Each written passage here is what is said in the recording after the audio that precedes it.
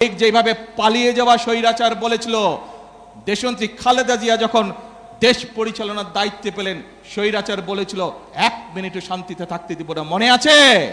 সেই একই ভূত কিন্তু আবার এদের উপরেও সাওয়ার করেছে। দেখেন কেমন আন্দোলন আন্দোলন কথা বলে, আর ব্যক্তি ঘটনাকে কিভাবে। সংসদের দক্ষিণ প্লাজায় দাঁড়িয়ে বাংলাদেশ জাতীয়তাবাদী দল যে জুলাই সনদে সই করে এসেছে, সেই জুলাই সনদের প্রত্যেকটি শব্দ, প্রত্যেকটি অক্ষর আমরা ইনশাআল্লাহ এক এক করে বাস্তবায়ন করব। কিন্তু বারবার পরিষ্কারভাবে এই কথা বলে দেওয়ার পরেও আমরা দেখলাম যে কিছু রাজনৈতিক দল সংসদে এবং সংসদের বাইরে জনগণকে বিভ্রান্ত করার জন্য কিছু কথাবার্তা তারা বলা শুরু করেছে। প্রিয় ভাই বোনেরা, অন্তর্বর্তীকালীন সরকার 11টি কমিশন করেছিল। 11টি কমিশনের মধ্যে সংবিধান আছে, বিচারের বিষয় আছে, প্রশাসনিক আছে, স্বাস্থ্য আছে, নারী আছে। আজকে ষড়যন্ত্রের গন্ধ পাচ্ছি আমরা। খেয়াল করে দেখবেন, যারা এই সংস্কার করে যারা জনগণকে বিভ্রান্ত করতে যাচ্ছে, জুলাই সনদের সম্পর্কে বিভ্রান্ত করতে চাচ্ছে, তারা কিন্তু নারীর স্বাধীনতা অথবা নারীর উন্নয়ন নিয়ে কোনো কথা বলে না। তারা ওষুধের, বাংলাদেশের মানুষের চিকিৎসার জন্য যে চিকিৎসা কমিশন করা হয়েছিল, বাংলাদেশের মানুষ যাতে ওষুধ সহজে পেতে পারে, চিকিৎসা সহজে পেতে পারবে, সেইটির ব্যাপারে তারা কোনো কথা বলে না। কিভাবে প্রশাসনকে ঠিক করতে হবে সেইটির কথা তারা বলে না। কিভাবে আইন শৃঙ্খলা ঠিক করতে হবে সেইটির কথা তারা বলে না। তারা শুধু সংবিধান এই বিষয়ে কথা বলে।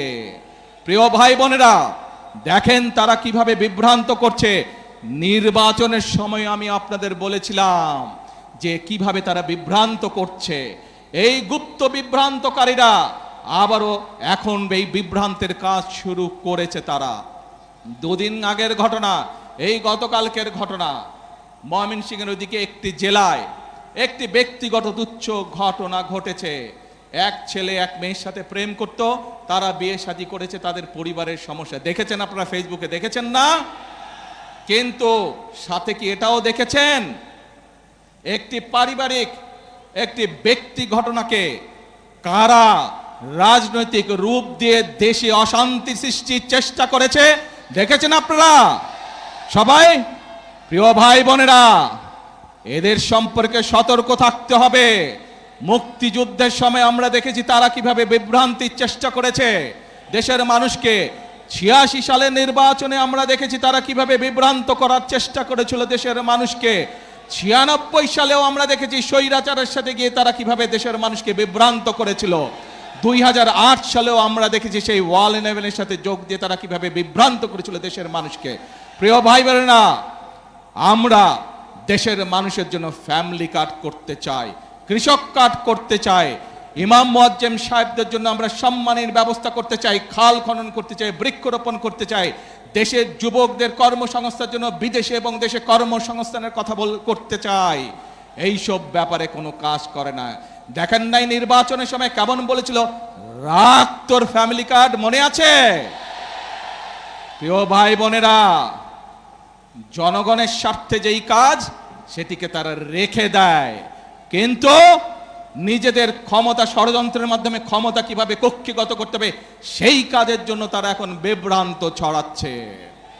প্রিয় ভাই বোনেরা, আজ বগুড়ার মানুষ সহ সারা দেশের মানুষকে আমি জিজ্ঞেস করতে চাই, আপনারা কি ফ্যামিলি কার্ড বাস্তবায়ন হোক চান? দেশের কৃষক সমাজকে, কৃষকদেরকে আমরা কৃষক কার্ড পৌঁছে দিব সেটি চান? আপনারা কি দেশে খাল খনন চান? বেকার যুবকদের কর্মসংস্থান দেশে এবং বিদেশে ব্যবস্থা করি সেই কাজ চান? আপনারা কি দেশে বৃক্ষরোপণ চান? প্রিয় ভাই বোনেরা, যদি এই কাজগুলো আমাদেরকে করতে হয় জনগণের সহযোগিতা লাগবে। যদি এই কাজগুলো আমাদেরকে বাস্তবায়ন করতে হয় এই ষড়যন্ত্রকারীদের বিরুদ্ধে আপনাদেরকে সজাগ এবং সতর্ক থাকতে হবে। কারণ তাদের অতীত ইতিহাস বলে দেয় যে কতবার দেশ স্বাধীনের পরে, দেশ স্বাধীনের আগের শুরু থেকে তারা কতবার চেষ্টা করেছে দেশের মানুষকে বিভ্রান্ত করতে।